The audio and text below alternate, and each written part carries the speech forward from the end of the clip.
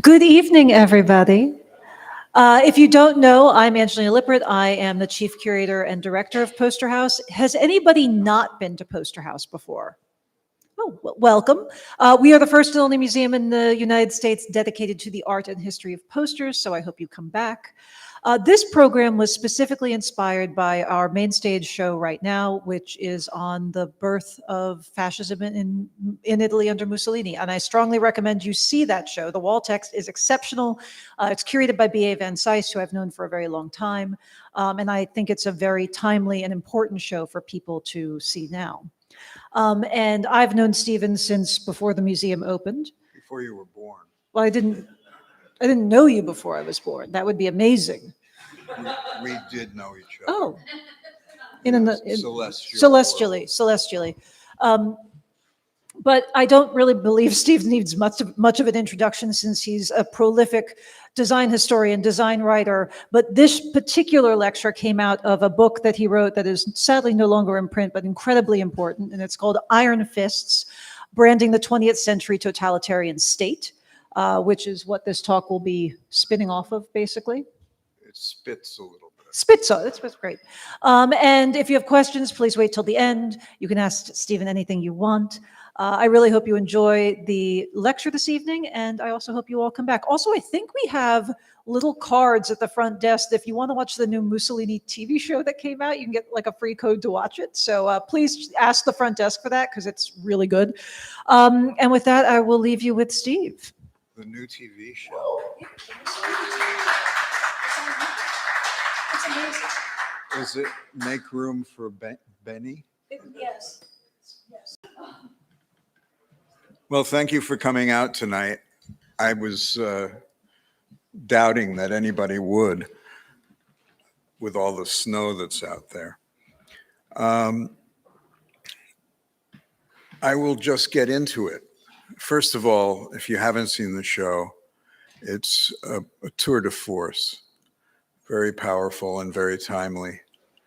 But I will not mention the name of he who shall not be mentioned for the entire evening. As a graphic designer, I've been interested, if that's for me, I'm not here.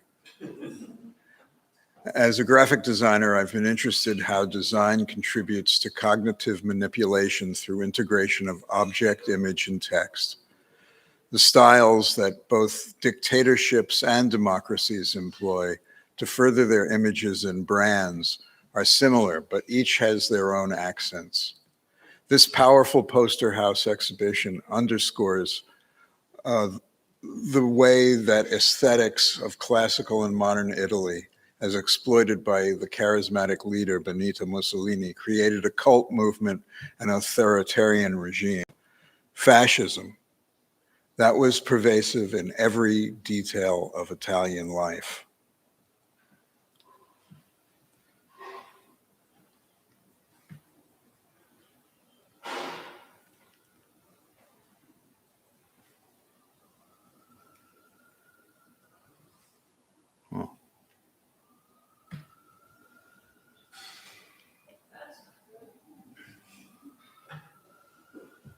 This is my lot in life.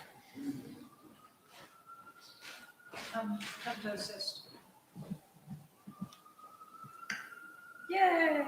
What'd you press? Forward. Just to the right. Oh, okay. That was the only button I didn't press. Autocracies were branded has considerable relevance today. Regrettably, it's out of print because it's the perfect complement to this exhibition. Now we'll just take a look at the Italian section very quickly.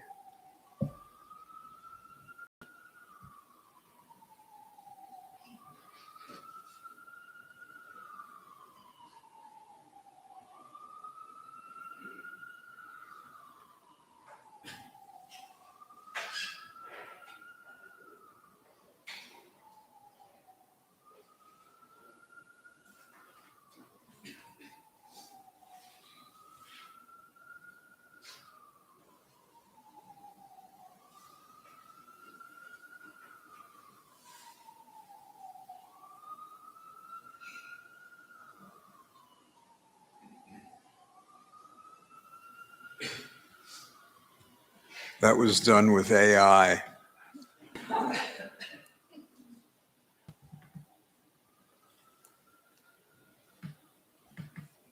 I have to get used to this situation. Fascism seduced and captured loyalty through its many branding tools. Benito Mussolini hijacked ownership of the name and symbol from ancient Rome. He became the lictor of state, an ancient Roman officer who held the fasces as the insignia of his office, whose duties included protecting its leaders.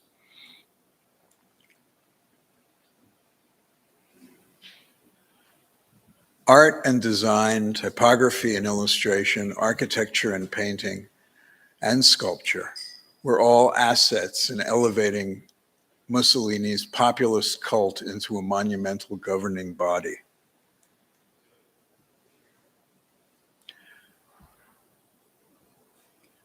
Prior to the Great War, World War I, old Europe was a boiling pot of revolutionary movements. Fascism relied on various tools of seduction. I will focus on the most significant: a charismatic leader and a youth culture that succumbed to the leader's will. In 1930, the Grand Council founded the Fasci Giovanili di Combattimento for boys 18 to 21. It was the ideological and military gateway for the new fascist man. Ultimately, youth groups had one aim: to prepare Italian youth as fit for military service.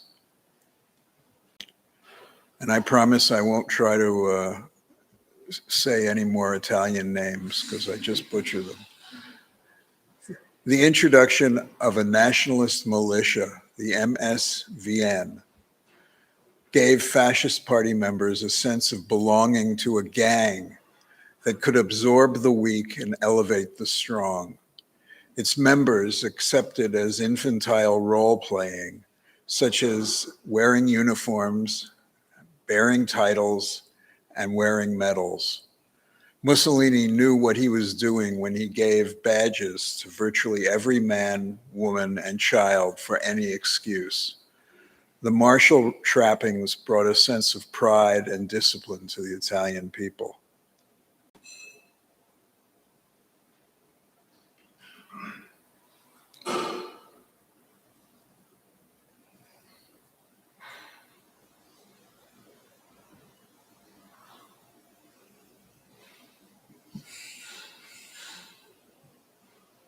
This is just one of many shows of power and force that were daily in the lives of fascist era Italians.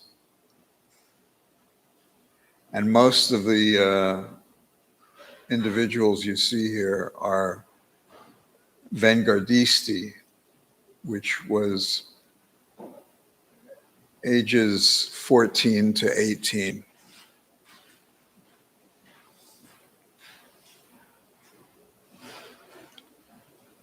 Throughout this talk, I'll introduce a few subcult brands.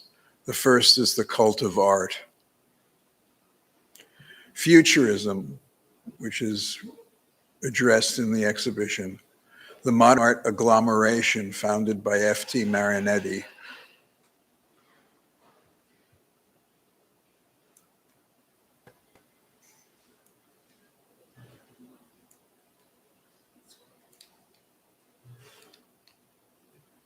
F.T. Marinetti is in the uniform. He held sway from Mussolini. Fascism was an anti-bourgeois, antiquarian, revolutionary movement. Futurism was its language of disruption. The two fit foot in boot and marched lockstep together. The ideals of social cleansing and cultural rejuvenation was key to both. Many of its members were doctrinaire fascists, while others were adjacent, like Fortunato de Pero, who stands on the far right. We'll talk more about him later. The following images can be stylistically linked to the futurist action paintings.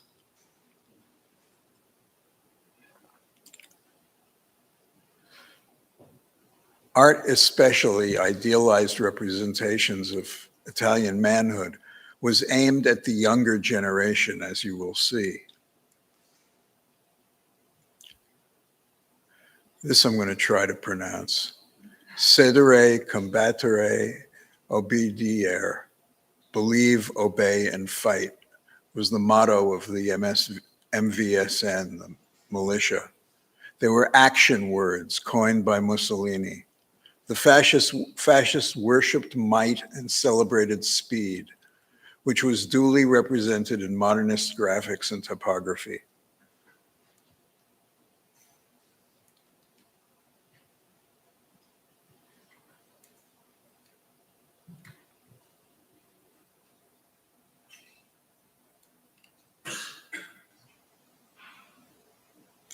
While Mussolini used the ancient Roman heritage and its imperialist trappings, he did not sacrifice the sense of modernity that appealed to a young following.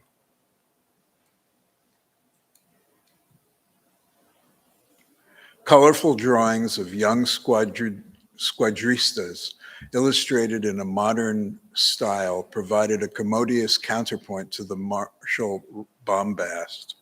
Italians received a national character, what one might call Mediterranean exuberance, and an obsession with speed. An art for the young and the young at heart.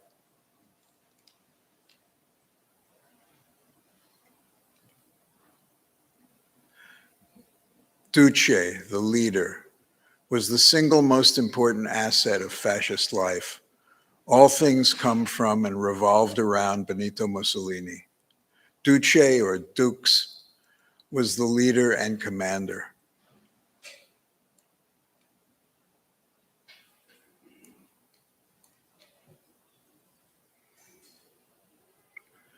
There was a time in the early 1920s when many American institutions, media institutions like the New York Times, supported Mussolini and looked forward to what he was going to do in making changes in Italy.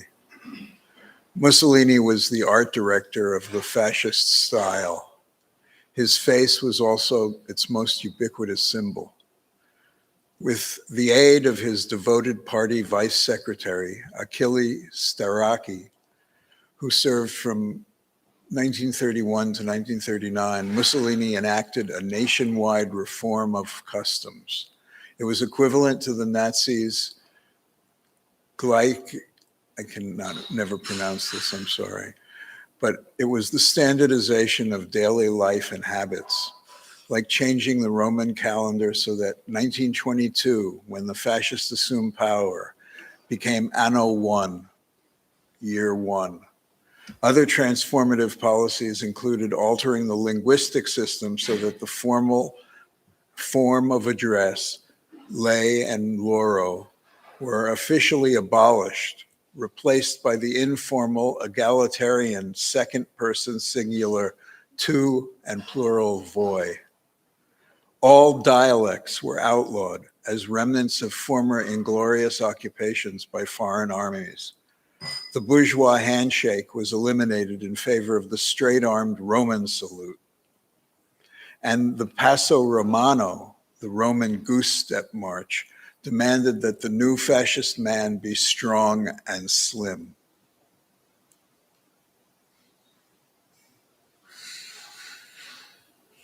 When Mussolini came to power, he exchanged the old national symbols of Italy for new fascist icons. Most notably, his own omnipresent lockjawed visage, rendered in painting, stone, clay, steel, and stencils. The fascist style, initially managed through the Ministry of Public Instruction, was enforced throughout all the existing media, from the commercial advertising to architecture. In Nazi Germany, the Hakenkreuz, or the swastika, was not allowed to be used for anything but state-approved events.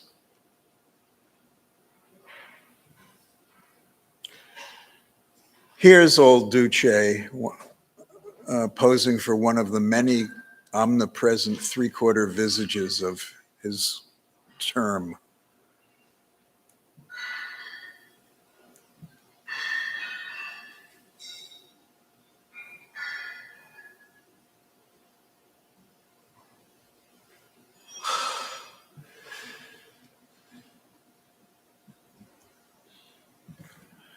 Starting in the early 1920s, even quotidian commercial products were given new names with fascist overtones. An Agip brand of gasoline was redubbed Littoria, and a passenger train was given the name Littorina, both after the lictorians of ancient Rome, or the lictors, who carried the fasci.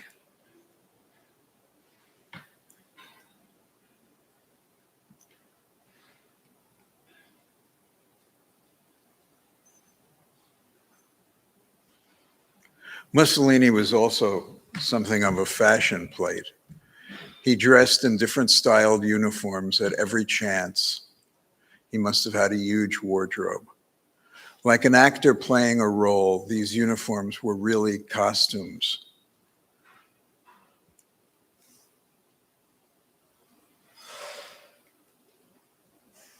Referencing ancient Rome, busts of Duce were as common as the Caesars.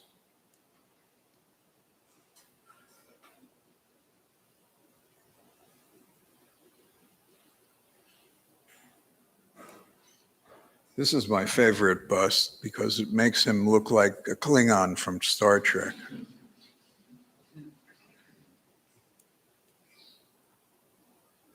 This is writ large in the gallery space, and it's quite impressive to see. I've tracked down the building, which is near Piazza Navona. It no longer has that billboard. But you can feel the presence while standing there. An overarching design plan was integral to the totalitarian machinery, and so days were set aside during the week, usually every week, when one and all were required to wear their well-designed fascist uniforms in public.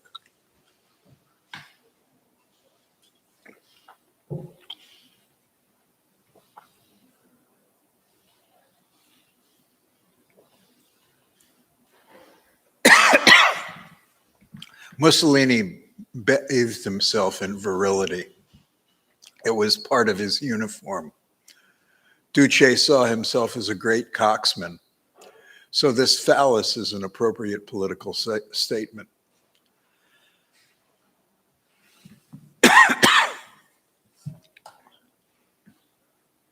Mussolinian mythology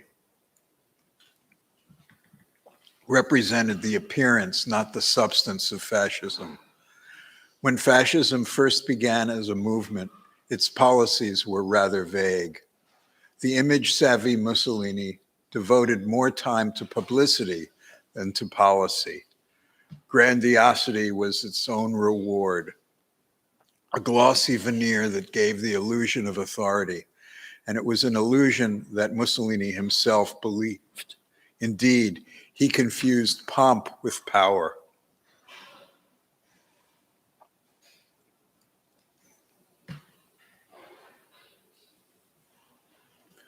So here's a little something to get you into the Mussolini mood.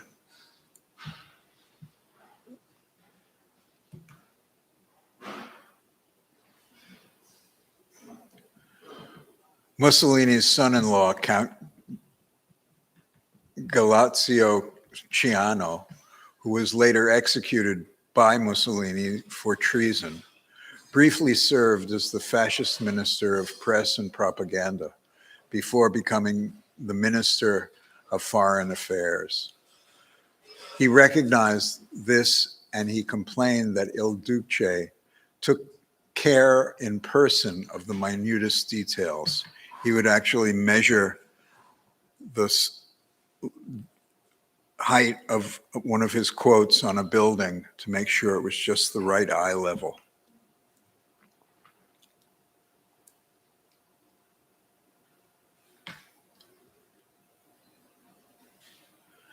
Decrees demanded that the word duce be used everywhere, spelled in all Roman caps.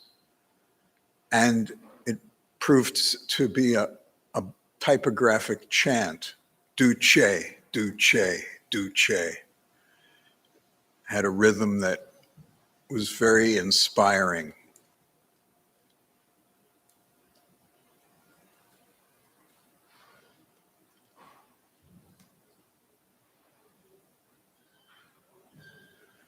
Everything that had a public presence was approved by Mussolini. He was a micromanager. Myths of a new empire, a new man, the restoration and invocation of a great state were planted deep in the fertile minds of Italian citizens. These myths were instilled primarily through extensive graphic campaigns projecting a distinct fascist style that, among other attributes, replaced staid bourgeois with revolutionary symbols and icons. Mussolini understood that for fascism to permeate secular society, every facet of Italian life needed to be revamped. That is a cover that was done by Bruno Minari, who some of you may know as a children's book author of great renown. He was briefly a fascist, as were many who were not fascists in the strictest sense. Part of Mussolini's public relations strategy, revolutionary in its day, was to put forth an image of himself as inextricably intertwined, first with the party, then with the state policy, to the extent that he himself became a national trademark. The PNF, or the Party National Fascista, Vice Secretary Storace had the role of chief worshiper, like Joseph Goebbels for Hitler. And it was largely due to his efforts that the cult of Mussolini took shape, propagating the Duce's image through pageants and parades. Vincere means defeat and overcome.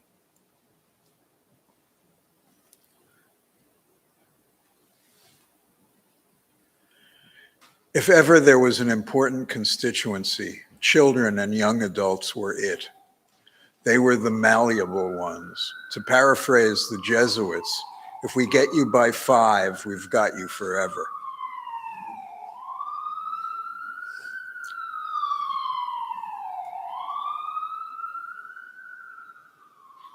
The key to totalitarian rule was to capture the children's hearts and souls.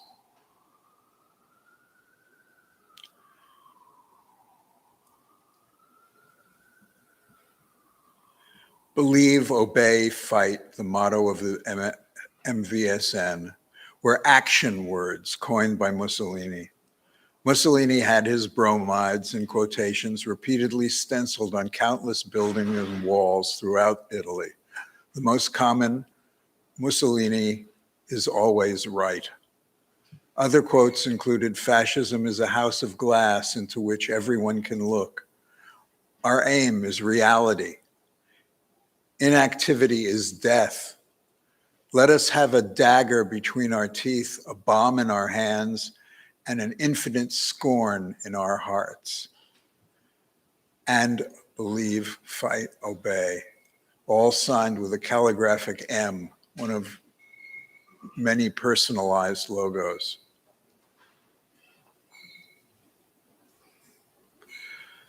The cult of the cradle was an aggressive doctrine determined to inject in young boys the mythology of the omnipotent regime, whose aim was to transform so-called flowers of faith into soldiers of empire.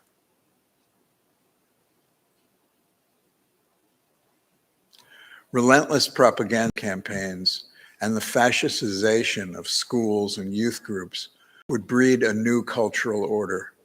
Teachers were tasked to glorify Mussolini on all occasions, and all classes started the day singing the official fascist hymns.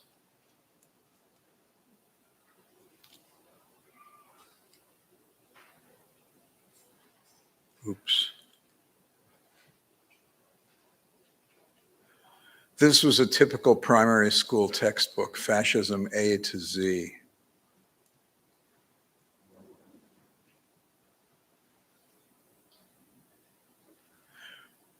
Relentless propaganda campaigns, and as I said, the fascistization of schools and youth groups would breed a new cultural order.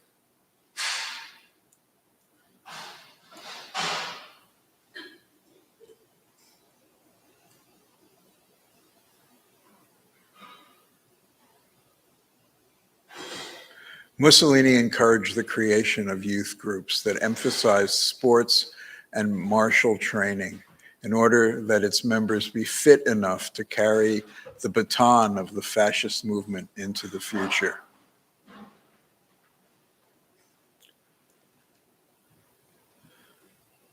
Mussolini conceived of male leadership over females. One fascist rule was that women were excluded from teaching in secondary schools and institutes for higher education. Young girls were nonetheless invited to join the Piccoli Italiane and taught how to be mothers of the state.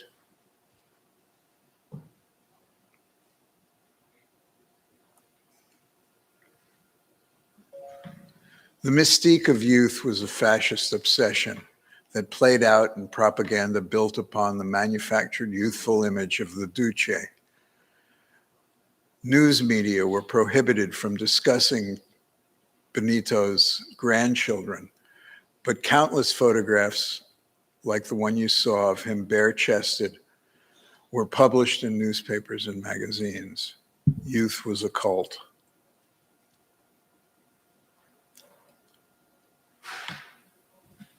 Indeed, the shock troops of fascism were originally gangs of raucous youth, a generation of combatants storming through Italy wearing black shirts, jackboots, carrying death's head flags, and wielding batons.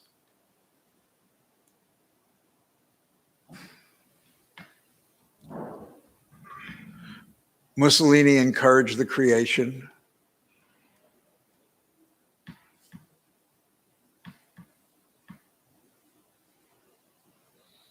I'm sorry, I skipped something.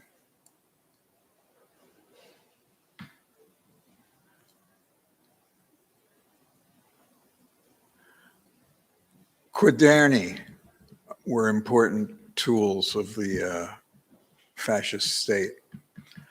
They're small notebooks used in school to make class notes, write essays, and take tests. They're still sold. They're thin books about 20 or so pages, saddle stitched. During Mussolini's time, the covers of Quaderni were often illustrated with colorful propaganda. The Quaderno was so common that it was an ideal place to reinforce fascist ideas on a daily basis. The fascists tightened their hold on youth in part through alluring ideological images rooted in the most visible of symbols, the uniform, which was paramount in establishing conformity, yet underscored an elite within Italian society. This is one of the GIL, which was an Italian fascist youth organization, Giovanetto Italiana del Littorio. It was consolidated with paramilitary youth movement of the National Fascist Party, the PNF, that was established to replace the earlier Opera Nazionale Bahia, which you'll see soon.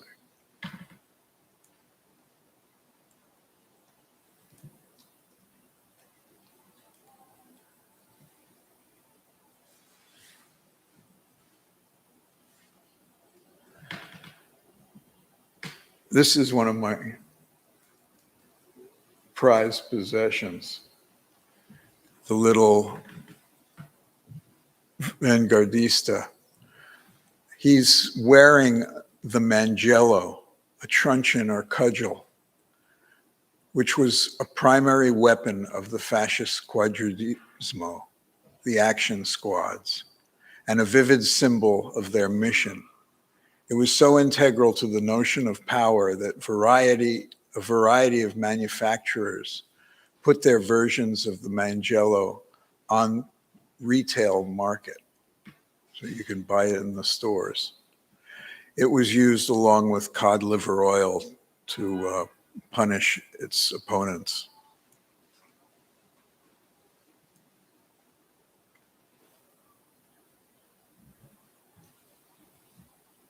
Posters and magazine cover illustrations, and yes, even commercial product advertisements like this one depicted heroic and glamorous black shirts proudly carrying cudgels as gear.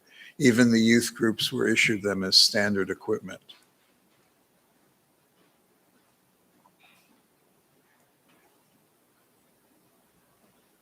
They were also issued weapons.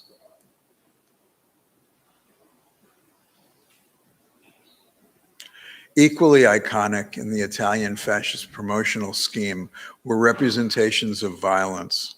The idea of force was indispensable to the overall brand narrative. It is blood which gives the movement to the wheel of history, proclaimed Mussolini. Early fascist song titles celebrated violence, like the one that reads, "Justice will be carried out with dagger thrusts."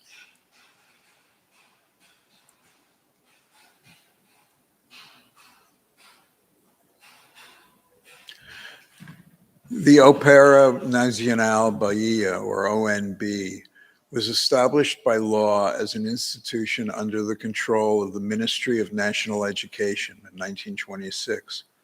Initially, membership was voluntary, but it was later made compulsory for boys between the ages of 6 and 18, and girls between the ages of 8 and 14.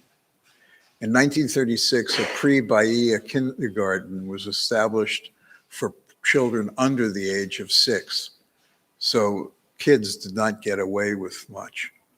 Bahia was the nickname of a Genovese boy who started a 1746 revolt against the occupying Habsburg Austrian forces by throwing a stone. So he was celebrated for his life in many ways, including the Fiat 508 Bahia, which was a compact car designed and produced by Fiat from 1932 to 1937. And the booklet, the user's guide, comes replete with a young fascist avant-gardista showing the reader how to make repairs.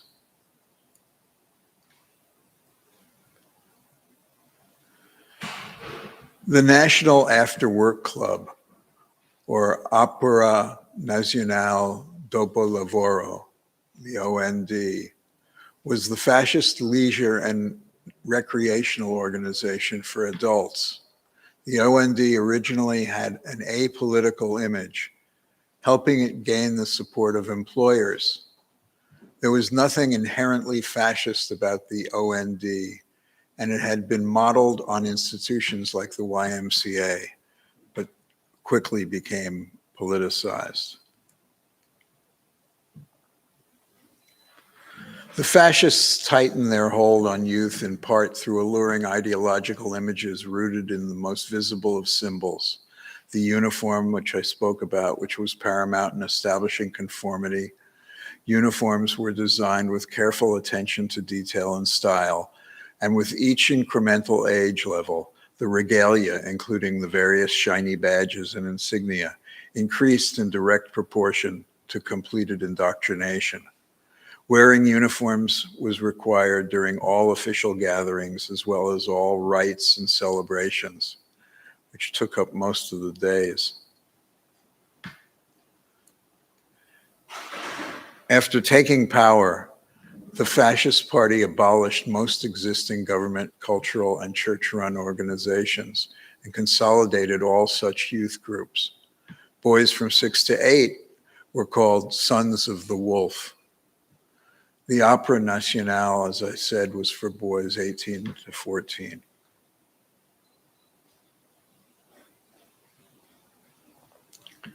This is a good infographic. As they aged, youngsters went from wolves to Bahia. Then came membership in the Vanguardisti, which for a while was the last youth group before joining the party. However, Mussolini believed that 18-year-olds were still too immature to be viable fascist legionnaires. So in 1930, the Grand Fascist Council founded the Fasci Giovanili di Combattimento for boys 18 to 21, the ideological and military gateway to the fascist man.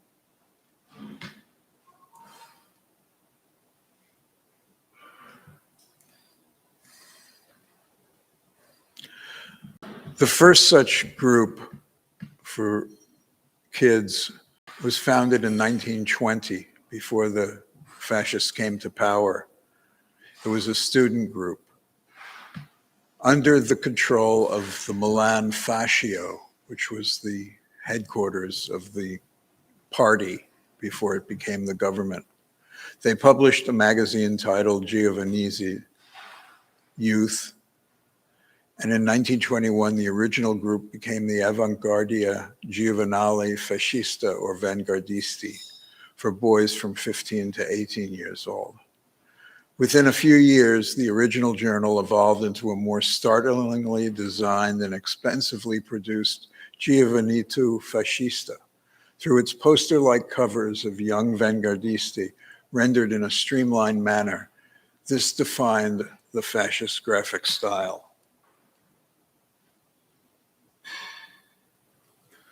After taking power, the Fascist Party abolished most existing government and cultural groups.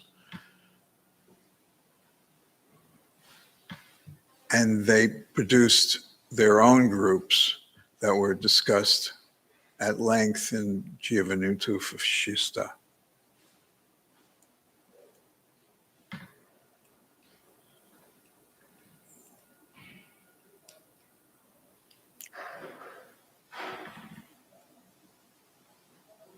These groups had one aim, and that was to prepare their members to be fighters.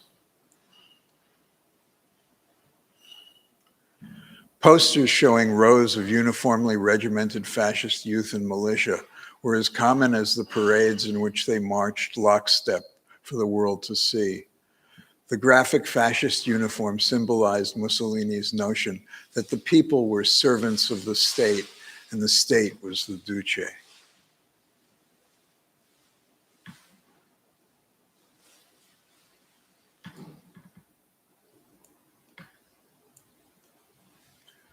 Even typical report cards issued by the Ministry of Education emblazoned the trappings of fascism on their covers.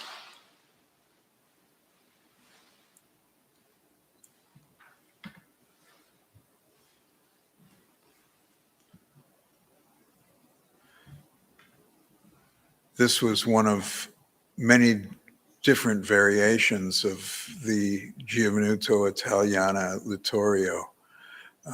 It was a report card that addressed their physical well-being, their academic standing, and whether they would make good soldiers. This is also a report card, but it's also a history lesson. It shows that in Anno 1, the first year of Mussolini's reign, only Somalia and Eritrea were under the occupation of the fascist party and the Italian state. But in the 18th year, the fascist state took more ground, including Libya and Ethiopia. That was their colonial goal. The covers of quaderni that I mentioned a moment ago, which were often illustrated with colorful propaganda, some of them showed the Roman fasces rendered in classical manner, while others mixed ancient with modern renderings. The most popular quaderni covers showed warplanes, weapons, and scenes of fascist conquest, particularly in Abyssinia, sometimes drawn in light-handed cartoon style, often with the motto "Mussolini is always right" emblazoned on the front or back.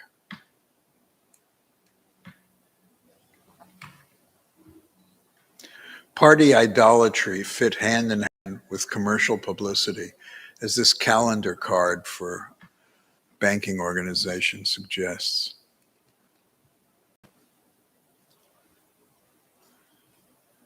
So you might be asking yourself, how did other authoritarian nations treat their future generations? And if you weren't asking, I'll tell you anyway.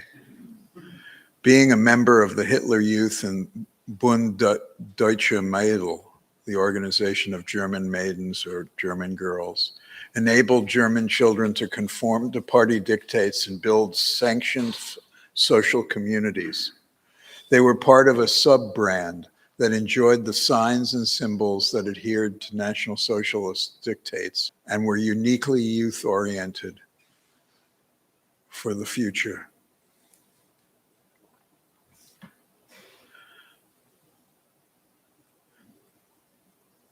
The Soviets had the young pioneers. They were the flower of communist future. And if anybody here is a native of New York, the Silk Stocking District, you may have gone to a red diaper camp somewhere up north in New York State and wore a pioneer's uniform.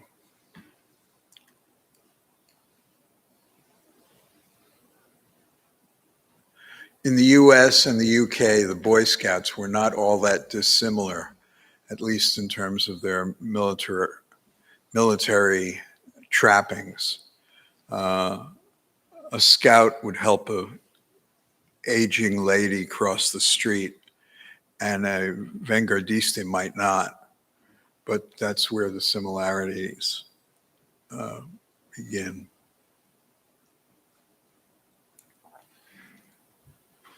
So the fascist emblem first appeared in two designs, one that showed the axe head to the side of the rods, the Roman version. We're talking about the fasces here. The other with the axe atop them in the center. Mussolini hired an eminent archaeologist with the task of researching the original details of the design and its historical transformations. Il Duce wanted to be certain that the symbol was being correctly used. After a decree of December 12, 1926, which made the fascio an emblem of the state, the Roman version prevailed.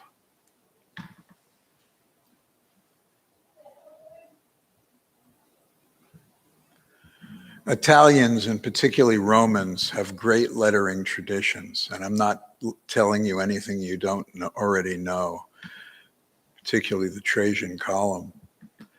The Italian fascists use architectural lettering as a means of celebration, commemoration, and propaganda. Fascist-era buildings on the Piazza Augusto Imperatore in Rome, where there's a terrific restaurant, which I think has just closed, feature inscriptions in both Latin and Italian, emphasizing the rebirth of Italy by drawing parallels between the fascist regime and the Roman Empire of Augustus.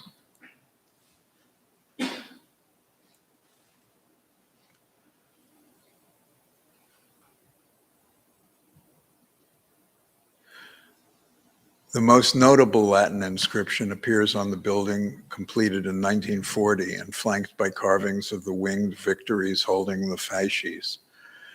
After World War II, Mussolini's name on the inscription was temporarily covered, but today it can be seen as an example of the power of the modern letter form in an ancient epigraphic context.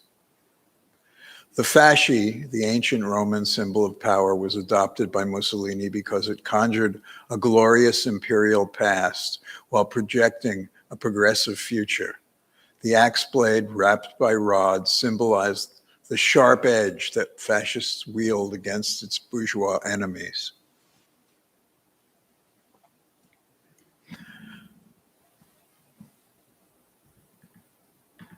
This is another report card for members of the Bahia.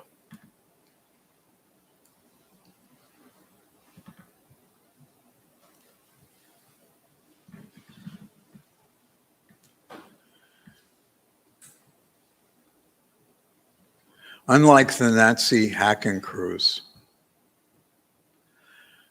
or swastika, the fasces could be applied in various formats and styles. There was less a formal guideline for its usage than an ideological spirit to uphold. It also played a huge role in the Italian version of reform of custom, included changing the Roman calendar, as I had mentioned, and changing the look of the fasci from time to time.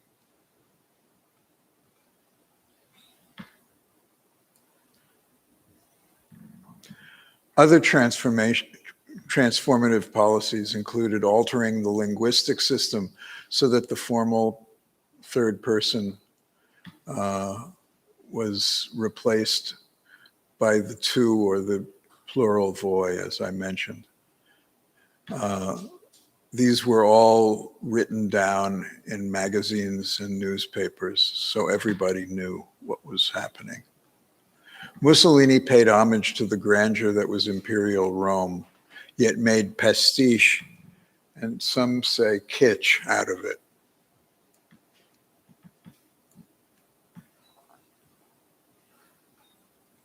The flaw in Mussolini's branding strategy was that despite all the bombastic rhetoric and military pageantry, Mussolinian mythology represented the appearance and not the substance of fascism.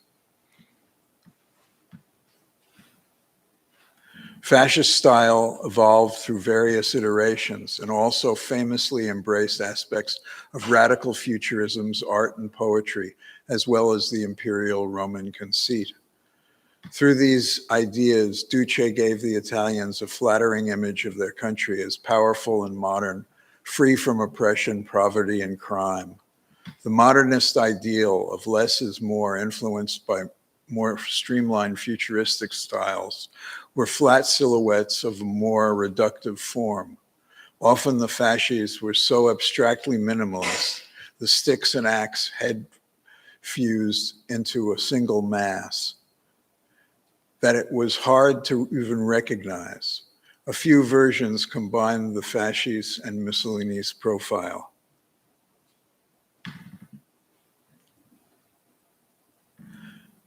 The next two modern versions that I'm going to show you, read as youthful, are abstractions of the fasci by the futurist painter, advertising artist, typographer, sculptor, actor, scenarist, and crazy guy, Fortunato de Pero, who actually lived not too far from here on 23rd Street for a while.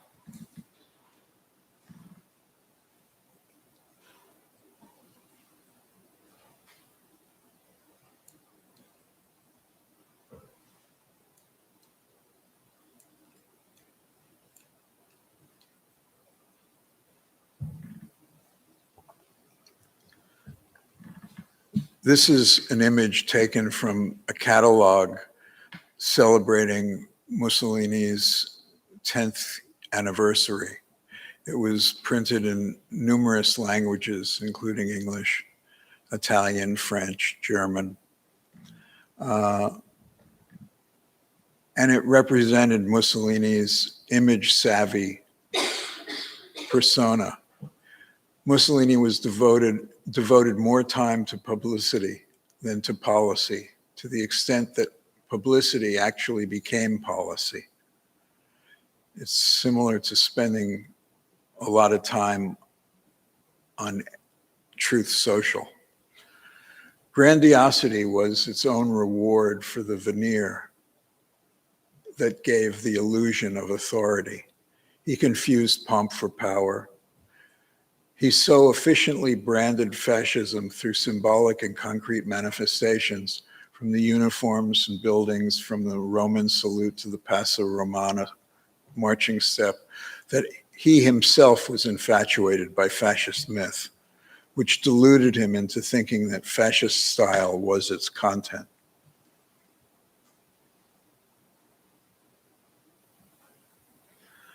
So committed was Mussolini to managing the trappings of power, he insisted on enforcing the most petty rules to maintain the style as he conceived it. His son-in-law, Count Ciano, who briefly served as Minister of Press and Propaganda, complained that Duce takes too much time worrying about such things that could be better handled by others.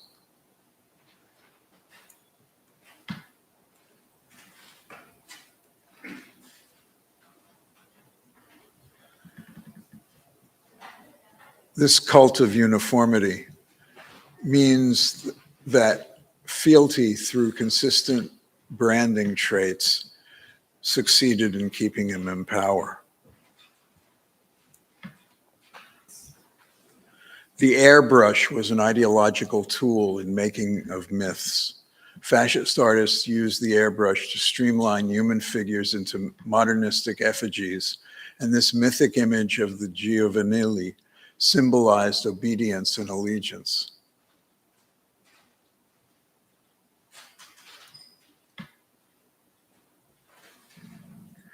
The Fasci Italiani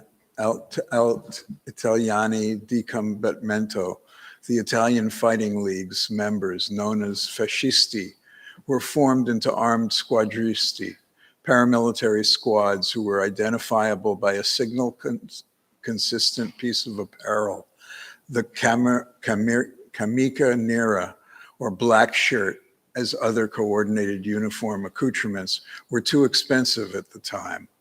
There was a lot of black fabric. This poster was designed by the famous Italian poster artist Paolo Goretto.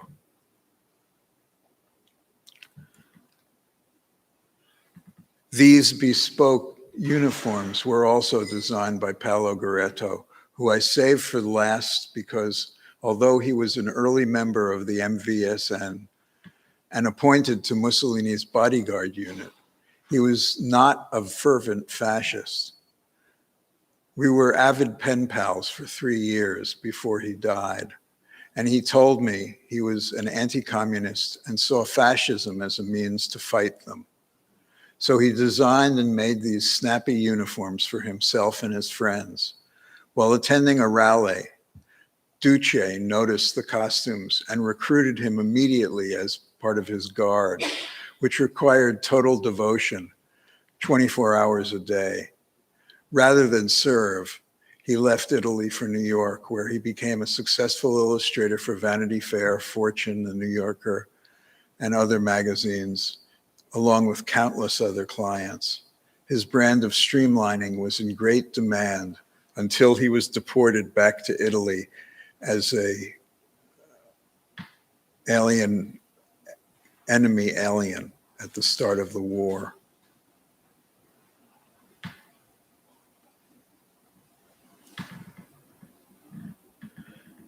This is a caricature of Mussolini by Goretto, which got him in hot water and caused his banishment. He made this and other caricatures and ended up spending much of his time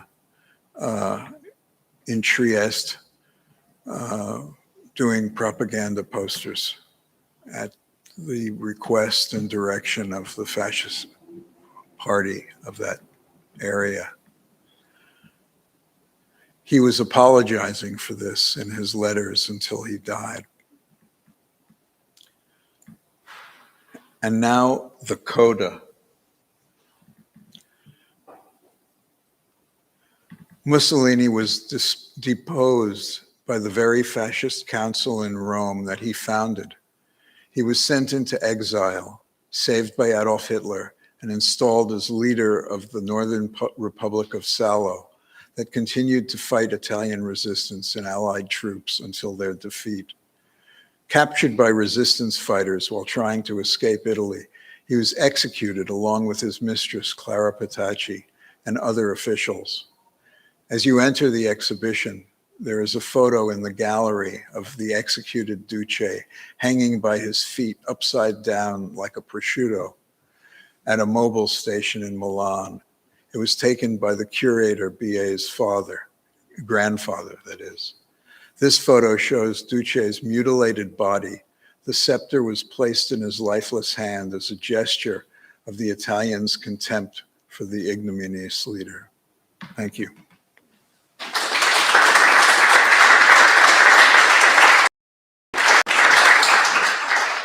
So I hope I cheered everybody up. Does anybody have any questions for Steve? We can go blank or we can go just raw.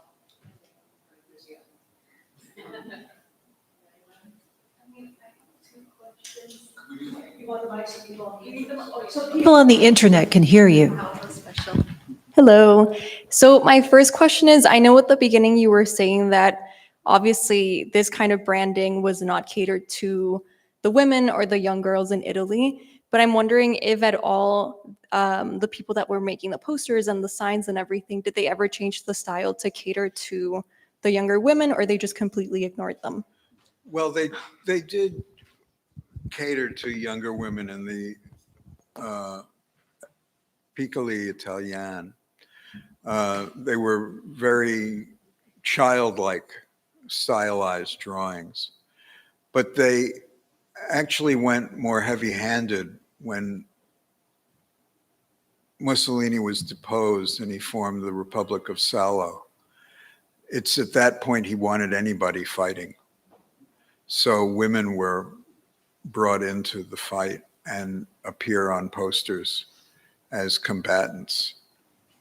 But Mussolini had strange relationships with women, with Jews, with Jewish women. There was a certain consistency over 20 years, but there was also a lot of inconsistency in the program.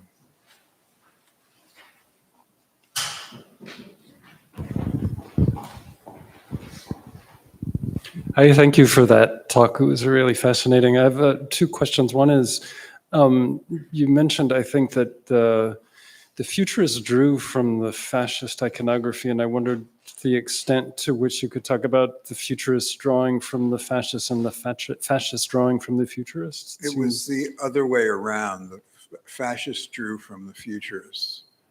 The futurists started essentially in 1909, and Marinetti was creating his Parole e Libertà, Words and Freedom, typographic manifesti, and spouting a whole lot of nonsense about changing the world through violence, but also embracing the new industrial mechanical age.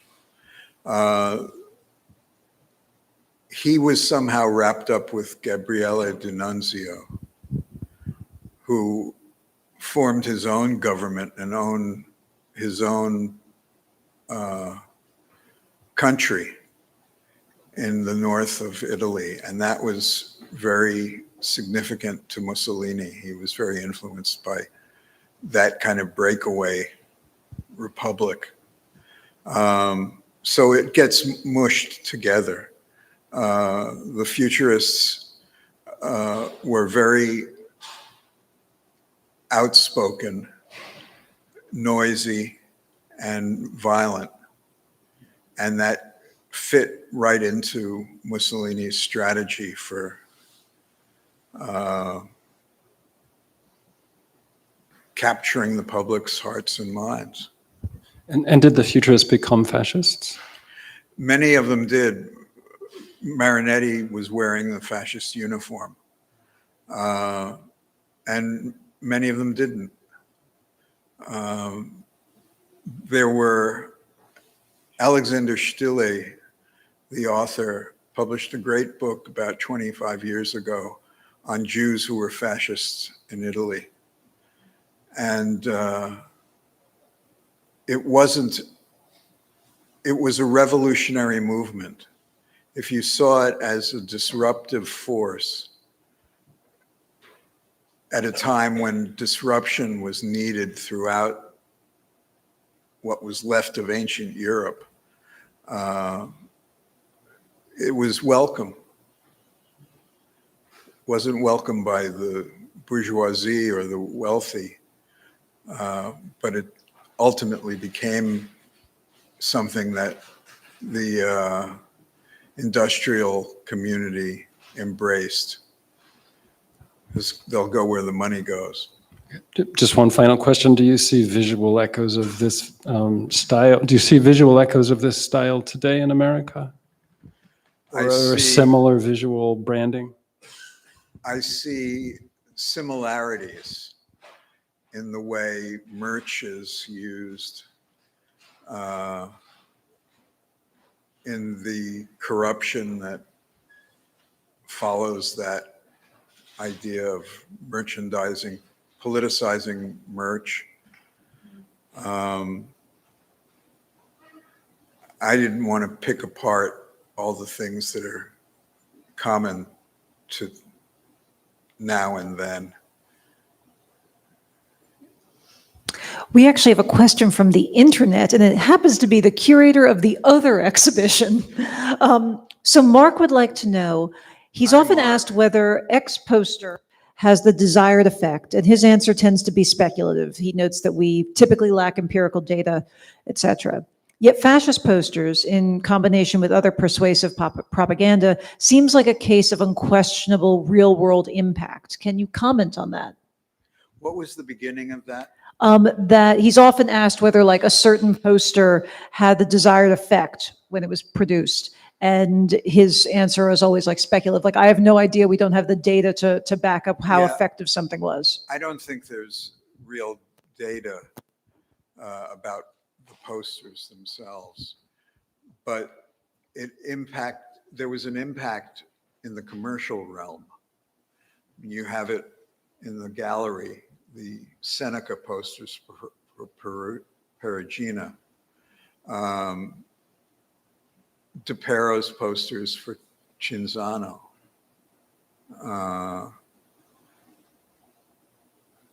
But in terms of the politics, it became part of the stew.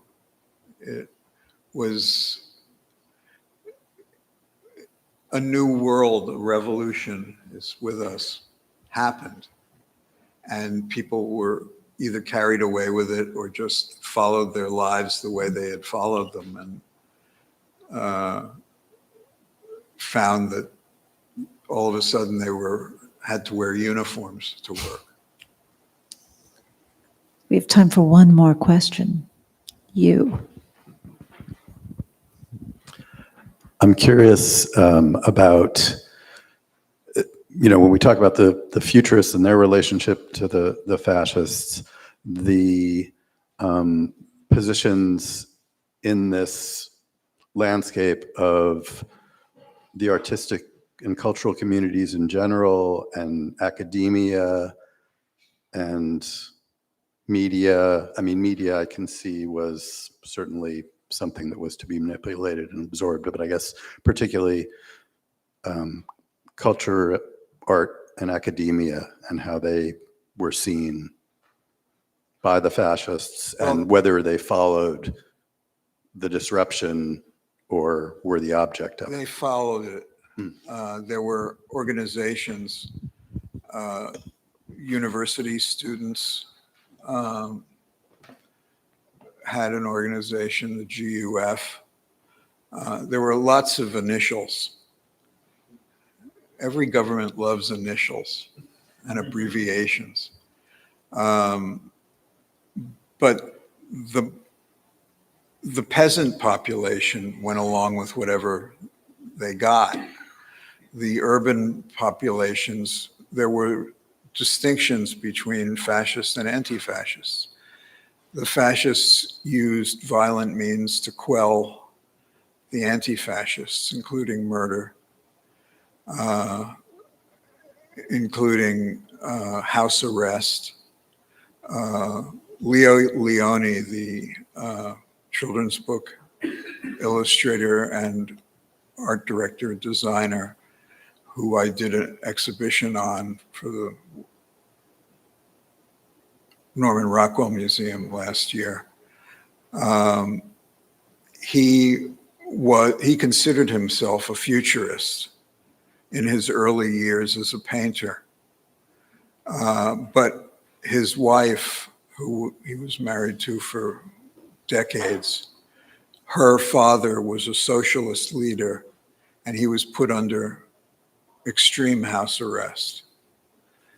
I was at their home in Tuscany one summer, and news came from the north that the Lega, the Northern League, which was fascist, had just won seats in the parliament. And I remember Nora just breaking down in tears, because it meant it was such a division. There was civil war, kind of, when the Italians moved north, when the fascists moved north to Salo.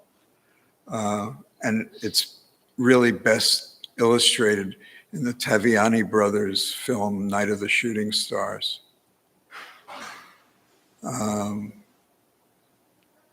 But fascism was no joke. And as people talk frequently about fascist resurgence here and other places, it's something to be taken seriously and to understand what the differences are, but how time has changed perception more than the reality has changed. All right. Well, thank you so much, Steve. Let's hear it for Steve.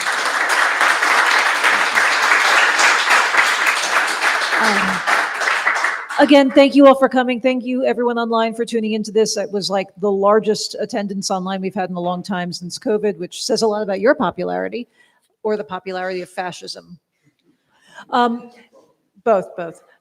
I strongly encourage everyone who hasn't seen the exhibition to please come see it. It is a remarkable exhibition I'm incredibly proud of and incredibly jealous that I didn't curate it. If you want to tour with the curator, I know that there is one in January for members. He is an incredible speaker. As Steve mentioned, his grandfather was one of the people that hanged Mussolini. So it is a very personal story, and again, strong rec. And thank you all for coming. I'd like